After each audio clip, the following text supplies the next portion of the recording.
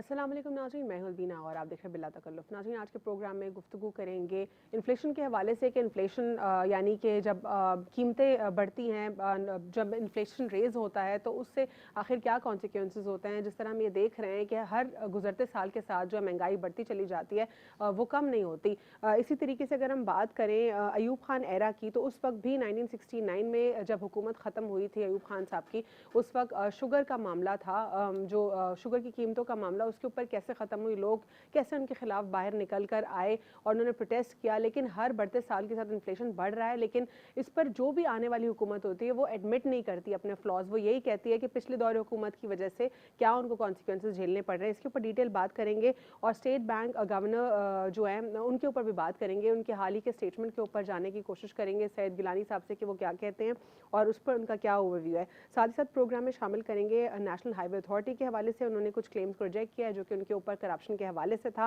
उन्होंने वुज़रा के हवाले से भी कुछ स्टेटमेंट दिया। साथ ही साथ प्रोग्राम में गुफ्तगू करेंगे पैनामा पेपर्स और पेंडोरा पेपर्स के ऊपर कि ट्रांसपेरेंसी इंटरनेशनल ने एक पिटिशन फाइल किया है। वो ये डिमांड करते हैं सुप्रीम कोर्ट से कि जितने भी नाम इसमें नामजद हुए हैं लोग, उनके ऊपर जो है केसेस होने चाहिए, उनका जो है कम्प्लीटली उनके जो मनी ट्रेल है उसके बारे में जानना चाहिए और उनके बारे में कंप्लीट इन्वेस्टिगेशन हो, तहकीकात हो, ताकि उनके बारे में जाना जाए।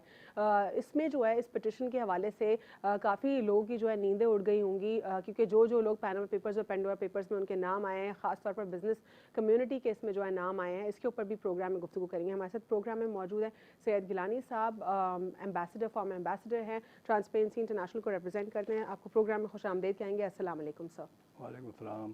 सर, सबसे पहले अयूब खान साहब के एरा में जाके ज़रा ये देखने की कोशिश करेंगे कि उस वक्त लोग उनके अगेंस्ट हो गए और एक शुगर का मामला था, प्राइसेस का मामला था। अब तो यहाँ पे अशिया खुर्दोनोश बढ़ती चली जाती हैं, पेट्रोल की प्राइसेस, एनर्जी की, हर तरफ महंगाई है, लेकिन इसको भी जो है हर हुकूमत डिफेंड करती है। क्या कहते हैं आप इस पर?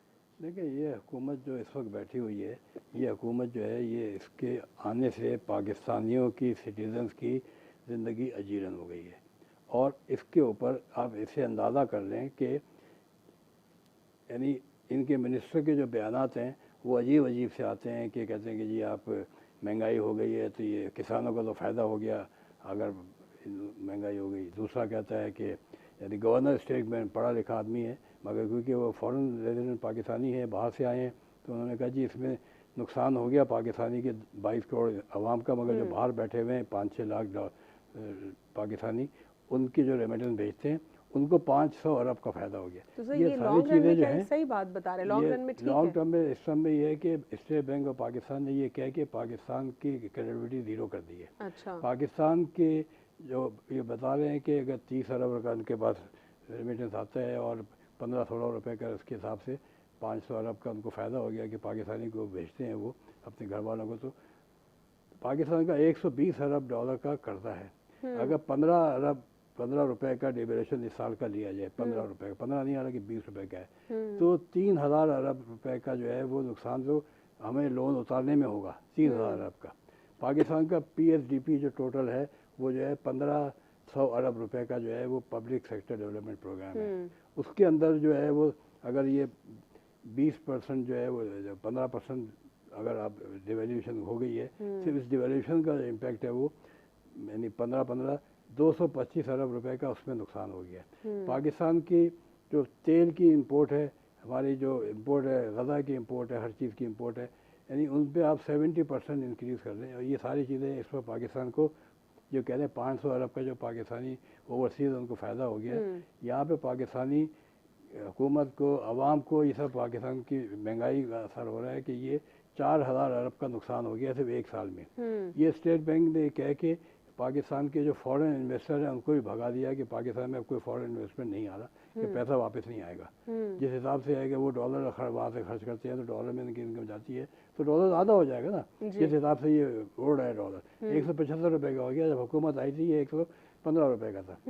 अब उसके ऊपर अब आगे देखें कि ये इनके असर ये होते हैं कि मैं आपको बताऊँ 3 डैम अवार्ड किए हैं इस हुकूमत ने, दासू डैम, महमद डैम और बादशाह डैम। वो तकरीबन उनकी तीनों की कीमतें 1000 अरब रुपये।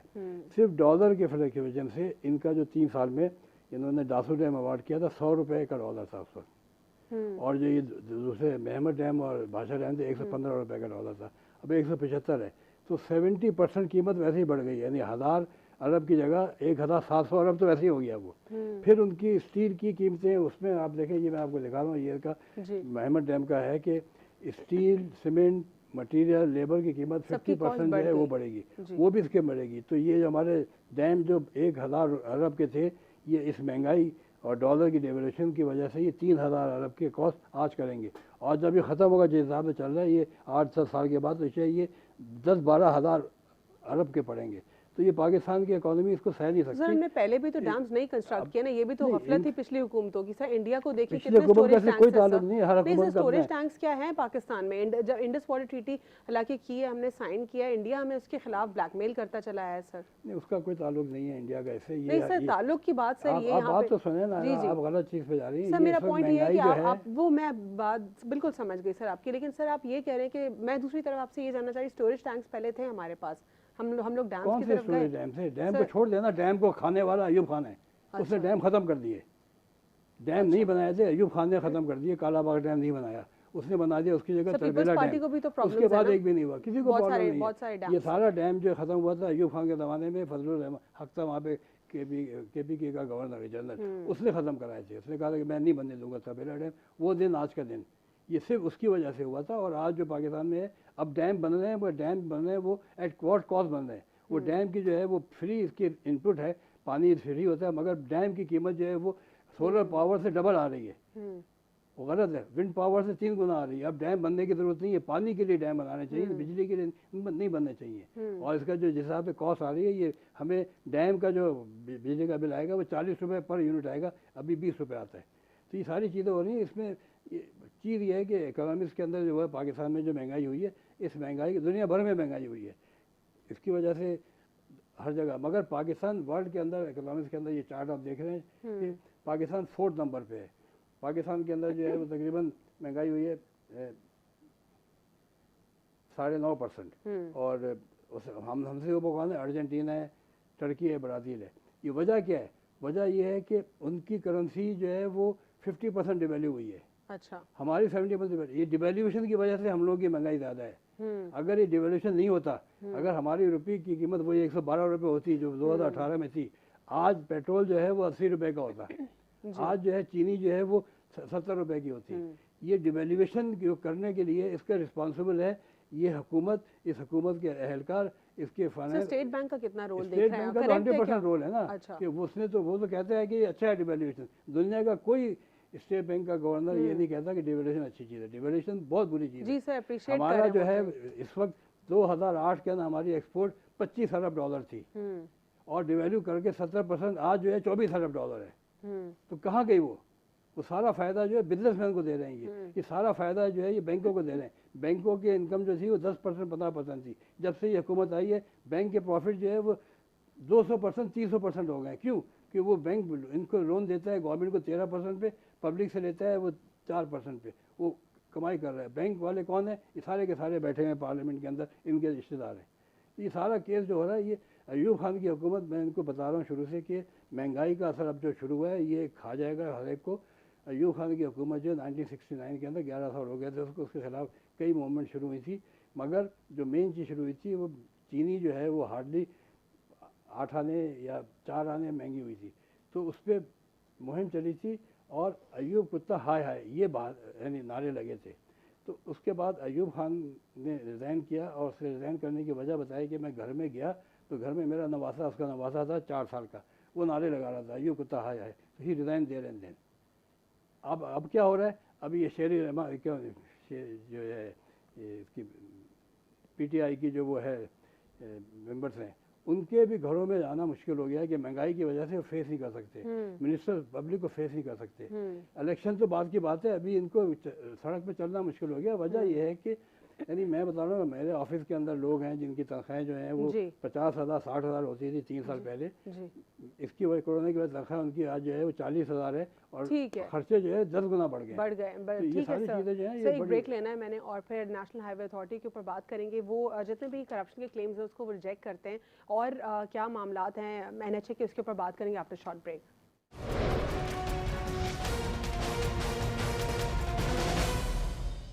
Welcome back. आप शॉर्ट ब्रेक नाज़रीन, ब्रेक्स के कबल हम प्रोग्राम में गुफ्तगू कर रहे थे कि किस तरीके से जो है महंगाई जब आती रही, पहले जो है आवाम महंगाई को बिल्कुल भी बर्दाश्त नहीं कर सकती थी और उन्होंने प्रोटेस्ट किए, किस तरह कोई हुकूमत जो है वो गई। लेकिन अब की अगर हम बात करते हैं तो स्टेट बैंक के जो गवर्नर है वो भी उसको जो है इंडोर्स कर रहे हैं। वो किस तरीके से बात करने की कोशिश कर रहे हैं कि ताकि कोई भी जो क्लेम्स हैं हुकूमत के ऊपर अगर आते हैं तो उसको वो डिनाई कर सकें। अब प्रोग्राम में हम बात करेंगे नेशनल हाईवे अथॉरिटी के हवाले से। उनके ऊपर एक हाल ही में क्लेम हुआ करप्शन का, जिसको उन्होंने रिजेक्ट किया है। जी सैयद गिलानी साहब, क्या कहेंगे आप एनएचए के हवाले से? देखिए, ये जो है ये हमने पहले भी इस पर प्रोग्राम किया था। ये चीज़ ये है कि इसके अंदर जो 1000 अरब की करप्शन का जो इल्ज़ाम लगाया गया था कि पिछली हुकूमत के दौर में इतना हुआ है, वो इल्ज़ाम जो है वो एनएचए ने उसको डिनाई कर दिया कि इल्ज़ाम गलत है जी। और ये इल्ज़ाम का उन्होंने लेटर लिखा प्राइम मिनिस्टर पोर्टल को, और प्राइम मिनिस्टर पोर्टल ने वो टीआई पाकिस्तान को भेजा और कंप्लेन क्लोज कर दी, तो उन्होंने एडमिट कर दिया। तो जब ये एडमिट कर दिया तो उसका ये है कि अगर उसके बावजूद जो है वो इस वक्त जो है वो जो उनके मिनिस्टर्स हैं और जो एडवाइज़र्स हैं वो लगे हुए हैं कि करप्शन है। इसके अंदर मैं आपको ये बताऊं कि 1000 अरब का जो इल्ज़ाम लगाया था वो झूठ प्रूफ होने की वजह उसकी एक और भी है कि ये है पब्लिक अकाउंट कमेटी के पीएसडीपी होता है पब्लिक सेक्टर डेवलपमेंट प्रोजेक्ट्स। ये हर साल बजट में होता है। तो पाकिस्तान का पब्लिक सेक्टर डेवलपमेंट प्रोजेक्ट जो है वो 5 साल में एनएचए के वो 900 अरब रुपए थे, 890 अरब रुपए total contract public sector development के जो थे वो 890 अरब के थे। 890 अरब के अंदर 1000 अरब की करप्शन कहाँ से आ गई? ये नहीं हो सकती। तो इसमें यही है कि ये जब इनको बताया गया, जब उन्हें पूछा गया कि इससे मिसगाइड करने में पूरी की पूरी हुकूमतों के मसले खड़ा हो जाते हैं। चाइना पाकिस्तान के लिए पहले भी ये मुश्किल पैदा हो गई थी सीपैक के अंदर, क्योंकि मोस्टली सीपैक के प्रोजेक्ट्स हैं। तो ये सीपैक पे इनडायरेक्ट इल्ज़ाम है और यही इल्ज़ाम चाइना लगा रहा है कि अमेरिकन जो है वो मिल के हमें ये ख़त्म करने को कर रहे हैं सीपैक को। और सीपैक की जो खूबी है वो यही है कि वो उन्होंने कम रेट पे वो सारी चीज़ें दी हैं, पैसा दिया है, उसकी वजह से आज बिजली है, सड़कें बनी हुई हैं। तो उसको ये डिरेल कर रहे हैं। और इसके अंदर अब ये है कि जब ये एनएचए ने इनको कह दिया कि गलत है, यानी इट्स वेरी रेयर कि कोई मिनिस्ट्री अपने मिनिस्टर को डिनाई करे, अपने प्राइम मिनिस्टर को डिनाई करे। प्राइम मिनिस्टर होता है वो एक नॉन प्रोफेशनल होता है, ठीक है। उसके हाथ में, उसके पास सारी इंफॉर्मेशन उसके मिनिस्टर देते हैं। उसका जो चैनल है मिनिस्टर को सेक्रेटरी देते हैं, सेक्रेटरी को डिपार्टमेंट देते हैं। जो भी प्राइम मिनिस्टर को फीड करेगा, जो वापडा वाला करेगा या जो उसका एनएचए वाला करेगा या फाइनेंस का करेगा या शौकत नहीं करेगा, वही बोलेगा। उन्होंने इनके कहने पे कह दिया है कि ये जो है ये बहुत बड़ी करप्शन हुई है 1000 अरब की, और ये 20 करोड़ रुपए कम पे हम अवार्ड कर रहे हैं अभी, इसकी इंक्वायरी कराएं, एफआईए को दे दिया, जो कि गलत साबित हो गया उनके अपने हिसाब से। तो ये मिस इन्फॉर्मेशन जो है ये पाकिस्तान को ले डूबी है। और इसमें जो है पब्लिक को जो है वो ट्रक की बत्ती के पीछे लगा दिया है। करप्शन करप्शन करप्शन 1000 की अरे भाई, जो है उसको आप ट्राई करो, उसको आप एफआईए को दो, उसको आप एंटी करप्शन को दो, कोर्ट में दो, बंद कर दो। मगर आप आज जो काम कर रहे हो करके तो दिखाओ ना, उसको सही तो करो ना। आप अभी जो कर रहे हैं उसके अंदर नहीं सही होने की वजह से महंगाई का हाल ये है कि जो प्रोजेक्ट तुम खुद कह दिए कि जो अगर डैम बन जाते 1958 के अंदर यूब खान के ज़माने में, तो आज उसकी कीमत 1/10 होती है। मैं ये भी मानती कि बाद में भी हो सकते थे अगर नहीं बने ना, बीच में पॉलिटिकल रीजन की वजह से जो चीज़ नहीं होती है। तो मिनिस्टर और प्राइम मिनिस्टर जो हैं वो इसी काम के लिए होते हैं कि वो पब्लिक को देके पब्लिक के लिए मदद काम करें, और जिससे कि महंगाई कम हो, सस्ते हो। नहीं हो रहा। और ये इस किस्म के बयानात हैं, ये बयानात जो है ये पाकिस्तान की इकॉनमी को ले डूबे हैं। सिर्फ बयानबाजी और उसके ऊपर उसको डिनाइल, उसके बाद कहना कि फिर शुरू हो जाता है कि फलानी चीज़ मैं कहा था वो गलत है, यू टर्न सही है, यू टर्न गलत है।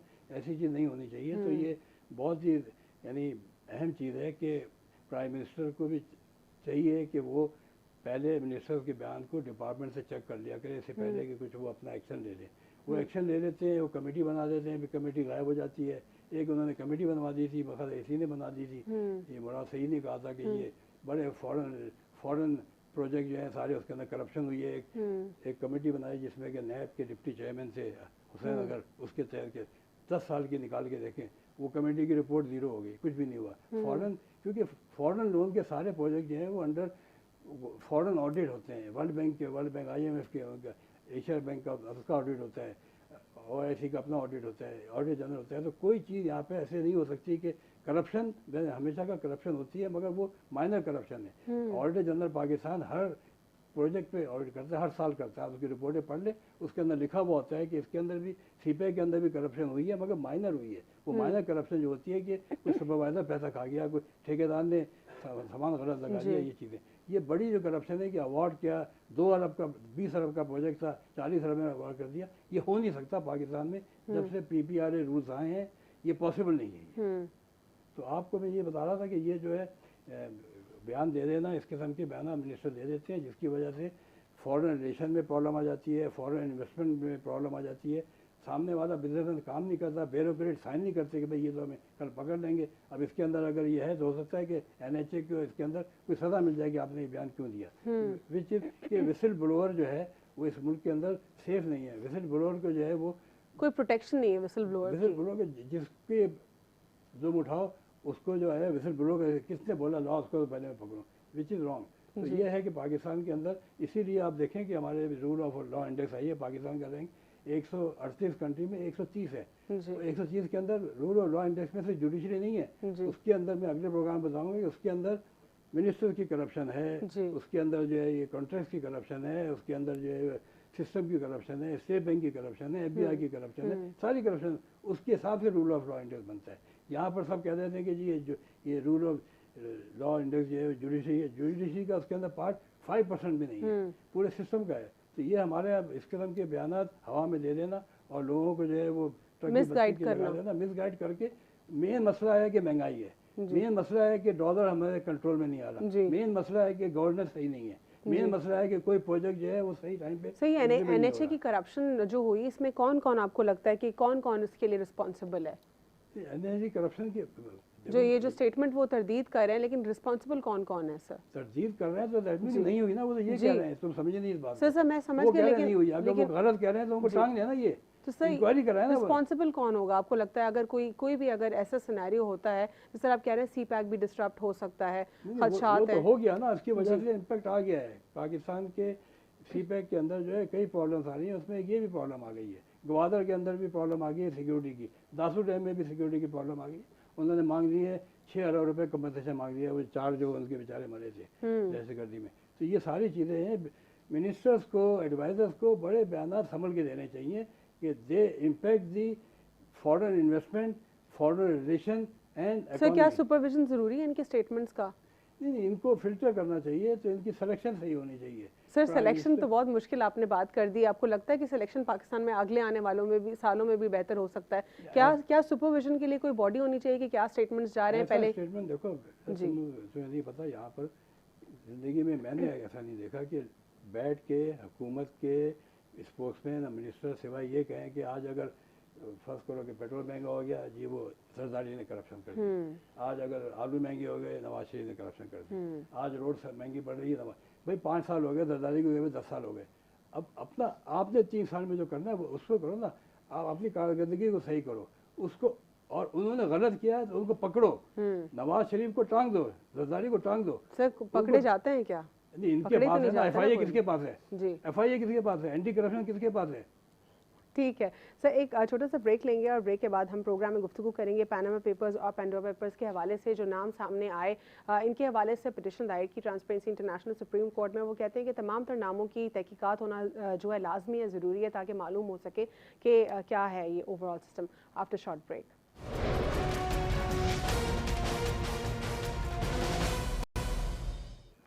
Welcome back after short break. नाज़रीन, ब्रेक से कबल हम प्रोग्राम में गुफ्तगू करते हैं NHA के हवाले से जो उन्होंने क्लेम्स को रिजेक्ट किया है। इसके ऊपर और भी कुछ हमने डिटेल गुफ्तगू की। अब प्रोग्राम में बात करेंगे पैनामा और पेंडोरा पेपर्स के हवाले से। सर नाम इसमें सामने आए पाकिस्तानियों के भी। ट्रांसपेरेंसी इंटरनेशनल ने सुप्रीम कोर्ट में पिटिशन दायर की, क्या कहेंगे आप इस पर? देखिए, ये पिटिशन दायर की है कि पहले भी आपको प्रोग्राम बता जी जी, पहले ट्रांसपेरेंसी प्राइम मिनिस्टर को लेटर लिखा था जी कि ये जो पेंडोरा लीक्स में, पेंडोरा पेपर में जो नाम 700 आए हैं, इसकी प्रॉपर जो है वो इन्वेस्टिगेशन होनी चाहिए, क्योंकि पहले भी 450 आए थे, उनकी नहीं हुई, तो ये पूरे 1150 के इन्वेस्टिगेशन हो। इसका तरीक़ेकार सिर्फ एक है कि FBI से कहें कि इनके अकाउंट फ्रीज कर दें, और फ्रीज करके इनको कहें प्रूव कर दें कि इनका पैसा जो है वो हार्ड अर्न मनी था, through state bank criminal offence के जरिए नहीं कोई था। प्रॉब्लम नहीं है। प्राइम मिनिस्टर हाउस के अंदर वो गया, उन्होंने उसको उड़ा के बंद कर दी, कोई उन्होंने एक्शन नहीं लिया। उसका जवाब भी दे दिया ट्रांसपेरेंसी इंटरनेशनल को कि जी हमने ये देखा है, रिकमेंडेशन बड़ी अच्छी है, हम सोचेंगे। ये पोर्टल पे जवाब आया उनका। अब कहाँ जाएं? अब वजह यह है कि ट्रांसपेरेंसी इंटरनेशनल पाकिस्तान जो है वो आज तक कभी उन्होंने पिटीशन फाइल नहीं की है। ये पहली पिटीशन है इदारे ट्रस्टी ने मिलकर की कि भाई ये तो इस मुल्क का जो है ये हिसाब किताब ही ख़राब हो रहा है, तो फिर सुप्रीम कोर्ट में पिटीशन फाइल की है कि ये आप इसको ऑर्डर दें FBI को कि वो इनके अकाउंट को फ्रीज करे, और इस रूल के हिसाब से, अपने रूल के हिसाब से इसको जो है चेक करके और रिलीज़ करता जाए, क्योंकि ऑफशोर कंपनी खोलना इलीगल नहीं है जी, ऑफशोर अकाउंट रखना इलीगल नहीं है, मगर उसकी जो मनी ट्रेल है that should be legal, clear होनी चाहिए, लीगल क्रिमिनल ऑफेंस के जरिए ना। रूल बने हुए हैं, उस रूल के अंदर SCCP के अंदर डिक्लेरेशन होती है, उसके अंदर FBI is the mayor element है, उसके अंदर स्टेट बैंक है। तो इसमें जब आई तो इसके अंदर पनामा और पेंडोरा के अंदर बहुत सारे जो ऐसे नाम आए जिन्होंने टैक्स एमनेस्टी में डिक्लेयर कर दिया। टैक्स एमनेस्टी के अंदर जो है वो ये डिक्लेयर नहीं हो सकते थे। वजह ये थी कि टैक्स एमनेस्टी टैक्स एवेजन वाले केसेस पे लागू नहीं थी। 2016 की, 2018 की, 2019 की, उसके तहत जो है वो उनकी डिक्लेरेशन गलत है, और उसमें बताया गया कि आपने इसके अंदर एक बंदे ने $1 अरब जो है वो डिक्लेयर किए थे। $1 अरब आज 175 रुपये। तो वो उसको कमाया कैसे? उसने कमा के टैक्स दिया कि नहीं दिया? यहाँ से भेजा कैसे बाहर? अगर बाहर कमाया है तो बाहर का क्या रिकॉर्ड है उसका? और दूसरे का एक 55 करोड़ रुपए का ऐसे था। अभी भी बहुत सारे लोगों ने 10-10 कंपनियां जो है डिक्लेयर कर दी हैं, किसी ने 15-15 प्रॉपर्टियां डिक्लेयर कर दी जो बाहर है, क्योंकि चीज़ आ रही, मगर उनकी जो है सोर्स ऑफ इनकम वो क्लियर थी, वो मालूम थी, टैक्स एवेजन नहीं होनी चाहिए, और उसकी जो है उसकी जो मनी ट्रेल है कि वो यहाँ से वहाँ गई कैसे। अगर वो गई है थ्रू प्रॉपर बैंकिंग रूट तो वो लीगल है, अगर वो नॉन बैंकिंग रूट से है तो वो इलीगल है। इसी वजह से FATF पाकिस्तान के ऊपर जो कानून लगा रहा है, इसीलिए IMF कंडीशन कर रहा है। आप देख रहे हैं पाकिस्तान के अंदर ये एक्चुअली ये है पूरा का पूरा सिस्टम पाकिस्तान का जो है वो स्टेट कैप्चर है। जितने भी बड़े बड़े बिजनेसमैन हैं, आप देखोगे कि हर हुकूमत के अंदर वही बिजनेसमैन जो है वो नवाज शरीफ का दोस्त है, वही बिजनेसमैन जो है वो जरदारी का दोस्त है, वही बिजनेसमैन जो है इमरान खान का दोस्त है। वो हर बिजनेसमैन इनके मुख्तलिफ प्रोजेक्ट को फंड करते हैं, डोनेशन देते हैं, इनके खैराती फंड में पैसा देते हैं और उसके गाइड करते हैं, और उससे अपने फ़ायदे ये उठाते हैं कि ये रूल ऐसे बनवा लेते हैं कि इन पे कोई उनको फ़ायदा हो। टैक्स चोरी इनकी, तो इनकी टैक्स चोरी से मुल्क में महंगाई भी हो रही है। अगर ये टैक्स चोरी रुक जाए तो पाकिस्तान का जो रेवेन्यू है जो 5,000-6,000 अरब का है, ये 10,000-12,000 होता है। पाकिस्तान का टैक्स GDP रेशो जो है वो 9-10 के करीब है। टर्की का जो है वो 37 है, स्वीडन का जो है वो 45 है। मतलब हमारा टैक्स रेवेन्यू जो है वो चोरी में जा रहा है, ये टैक्स की चोरी में जा रहा है। जो सर इसकी एक वजह ये भी लोग कहते हैं अमूमन कि अनफॉर्चुनेटली गवर्नमेंट ने डिलीवर ही नहीं किया, टैक्सेस तो लेती रही लेकिन उसके बाद जो डिलीवरी का वक्त था डिलीवरी से नहीं है सर, तो लोग पैसे दे रहे हैं, उनको कुछ ना मिले मुल्क में, वही टूटी फूटी रोड्स, वही इंफ्रास्ट्रक्चर, हेल्थ के ऊपर सेक्टर। आप ये देखें कि तुम्हें जो तनख्वाह मिलती है तुम अपने उस पर देखो टैक्स कितना जाता है, 2-3 लाख रुपए जाता होगा। आपको पता है कि जो बैठे हुए ये मिनिस्टर, इनके आप जाके देख रहे हो, ये सारों की सारी टैक्स इसका रिकॉर्ड मौजूद है ECB के रिकॉर्ड पे FBR में। इनके टैक्सेज जो हैं किसी के 4 लाख रुपए, किसी का 5 लाख रुपए साल का टैक्स है। मैं रिटायर्ड आदमी हूँ, मेरे पास कोई इनकम नहीं है, मेरा सिर्फ इंटरेस्ट में पैसा रखा हुआ है सेविंग सेंटर में, उसके ऊपर मेरा टैक्स जो है 2.5-3 लाख रुपए सालाना चला जाता है। जबकि इनका जो है, यानी मैं देखा था कि प्राइम मिनिस्टर का टैक्स जो है वो 3 लाख रुपए सालाना है इमरान खान का। या बिजनेसमैन उनको देखोगे टैक्स देते नहीं है, बड़े बड़े बिजनेसमैन वो डिफरेंट लॉ बनवा लिए हैं जिससे उनको एग्जम्पशन मिल जाती है, और वो अपने आप को, यानी ये दुनिया में हर जगह स्टेट कैप्चर है। अमेरिका के अंदर भी जो सबसे अमीर आदमी दुनिया का जो है वो है ये अपना बिल गेट है, और वो है अमेजन वाला है, उनके टैक्स 0 हैं। वो डिफरेंट ऑफशोर कंपनियों में उन्होंने रखे हुए हैं। वहाँ पर भी यूरोप में भी एक हंगामा मचा हुआ है इस चीज़ पे। तो हमारे यहाँ ये सब बीमारी बाहर से आई है, और ये सब इसको कर रहे हैं। इस बीमारी को रोकने के लिए ये ट्रांसपेरेंसी इंटरनेशनल ने सुप्रीम कोर्ट से रिक्वेस्ट की है कि इसको वन फॉर ऑल जो है कराया जाए। सर इसकी कॉन्सिक्वेंसेस क्या देख रहे हैं पिटिशन के, बेहतर होंगे अगर ये पुट अप हो जाएगी? अगर सुप्रीम कोर्ट ने ये पिटिशन को हेयरिंग शुरू कर दी, मैं कर रहा हूँ फैसला देना बाद के बाद हेयरिंग शुरू कर दी, तो इसका ये होगा कि ये जो है इसका पाकिस्तान की इकॉनमी पे बड़ा अच्छा असर आएगा कि आइंदा के लिए ये चीज़ बंद हो जाएगी कि पाकिस्तान से पैसा जो है वो बाहर निकाल देते हैं और फिर टैक्सी देते हैं और फिर बाहर से। अब देखें ना ये सारा ये कि बाहर पैसा क्यों रख रहे हैं लोग, बाहर फिर रख रहे हैं कि यहाँ से इनको पता है कि यहाँ पर आज डॉलर जो 175 का है ये 300 का होगा 3 साल के बाद, तो बाहर रखो ताकि ऐसी इनकम आ जाए हमारी। तो ये सारी चीज़ें जो हैं ये इसकी है कि इसमें हमने सुप्रीम कोर्ट में पिटिशन की, उसमें यही कहा है कि भाई आप इसको जो है सबसे पहला काम तो ये करें FBI को ऑर्डर दें कि इनके सबों के अकाउंट को फ्रीज कर दें। उसके बाद ये इनको गए FBI को कि इनके बताएं, ये हर आदमी आए अपना बताते जाए कि ये मेरे जो है ये एसेट्स हैं, ये मेरे यहाँ से इनकम है, ये गई है। अगर उन्होंने उसकी एग्जेम्पशन ली है टैक्स एमनेस्टी से, वो उन पर लागू नहीं होती, तो उस पर लागू नहीं होती तो उस पर कितना टैक्स बनता है टैक्स दे दें। इसके अंदर कोई और बड़ी बात नहीं है। इसमें अगर ये चीज़ इम्प्लीमेंट हो जाएगी तो पाकिस्तान के ऊपर आसानी ये होगी कि ये 600-700 अरब रुपए का जो है रेवेन्यू सारा आ जाएगा, जो 600-700 अरब का रेवेन्यू आपको यानी पाकिस्तान की इकॉनमी को स्टेबल कर सकता है ये। तो ये इसका इम्पैक्ट है हमारी पिटिशन का, और ये पिटिशन जो है वो इस वक्त सुप्रीम कोर्ट पे रजिस्ट्रार ऑफिस में पड़ी हुई है, अभी तक लगी नहीं है। इंशाल्लाह अगले हफ्ते उम्मीद है कि इसको जो है हेयरिंग शुरू हो जाएगी और इसके हिसाब से फिर ये है कि मुल्क के अंदर कुछ ना कुछ गुड गवर्नेंस आएगी। अच्छा, उम्मीद है आपको इससे आएगी? गवर्नेंस उम्मीद पे कायम है, अगर उम्मीद नहीं होती तो ये तो पाकिस्तान की दुनिया में हर चीज़ जो है अल्लाह ताला जो है वो। और सर ये पिटिशन जो है, अगर आपको लगता है कि ये प्रोसीडिंग्स इसकी स्टार्ट ना हो पाए तो फिर क्या हो सकता है? कुछ नहीं कर सकते ना, फिर वो स्टेट कैप्चर प्रूव हो जाता है। ये स्टेट कैप्चर प्रूव होता है तो पाकिस्तान की जो करप्शन की रिपोर्ट्स हैं उसमें ये रिफ्लेक्ट होंगी। ये जो रूरल लॉ इंडेक्स आया है उसके अंदर पाकिस्तान जो है वो 130th है आउट ऑफ 138।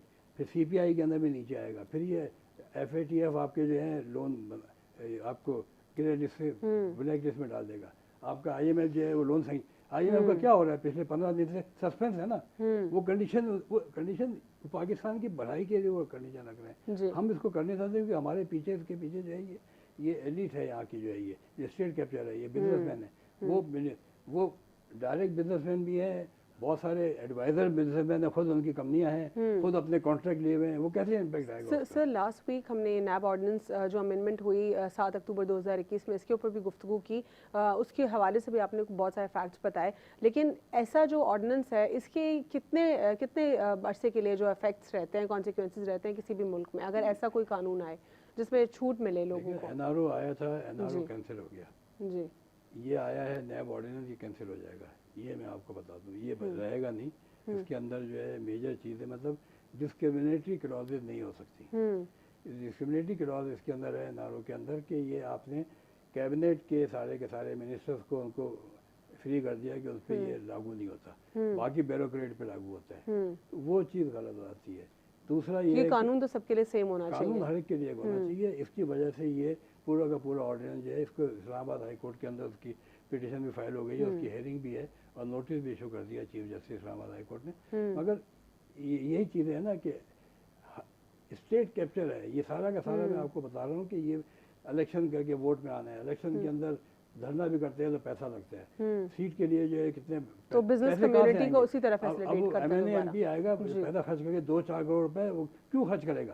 यहाँ पे आगे वो क्या फायदा? मिनिस्टर तो 40 मिनिस्टर बने हैं ना, यहाँ है तो 4000 MP MNA वो कमाते हैं, वो अपना पैसा रिकवर करते हैं, वो रिकवर करते हैं करप्शन से, और करप्शन की वजह से बढ़ती जा रही है। ठीक है, बहुत बहुत शुक्रिया सर प्रोग्राम में शिरकत करने के लिए। हमारे साथ सैयद गिलानी साहब मौजूद थे। प्रोग्राम में हमने गुफ्तगू की करप्शन के मामले के ऊपर, नैब ऑर्डिनेंस के ऊपर भी कुछ गुफ्तगू हुई, साथ ही साथ हमने प्रोग्राम में पैनल पेपर्स और पैंडोरा पेपर्स के हवाले से जो पिटिशन फाइल की ट्रांसपेरेंसी इंटरनेशनल ने उसके ऊपर भी बात की, और प्रोग्राम में NHA के हवाले से कुछ गुफ्तगू हुई, और हमने प्रोग्राम में इन्फ्लेशन के ऊपर भी ज़रा डिटेल गुफ्तगू की कि इन्फ्लेशन किस तरीके से लोगों को असरअंदाज लोगों के ऊपर हो रहा है और मुल्क की इकॉनमी कितनी ज़्यादा जो है इस वजह से प्रॉब्लम में है, और पाकिस्तान का भी एक कंपैरेटिव एनालिसिस के दूसरे ममालिक के साथ कि वहाँ पर महंगाई का क्या रेशो है। आज के लिए इतना ही। अल्लाह हाफ़िज़, गॉड ब्लेस यू ऑल।